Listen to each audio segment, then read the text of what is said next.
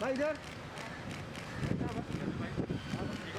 बस देखो I hope कि कल की दुकान से ज़्यादा नहीं कल बहुत बुरा हाल था यार मुंबई का ना। तीसरी बम्बी लेटी है। हाँ हमारे घर के बाहर मतलब कल किसी घर से मेरे घर तक 2 मिनट का रास्ता है, हम 1 घंटे में पहुँचे 1 घंटे में। आज पहली बार सब लोग मास्क पहना हुआ भाई हर बार लगाते हैं। नहीं सबने ये छोटू पांडे नहीं लगाता, ये छोटू पांडे नहीं लगाता मास्क।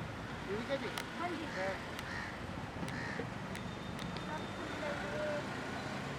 दीदी का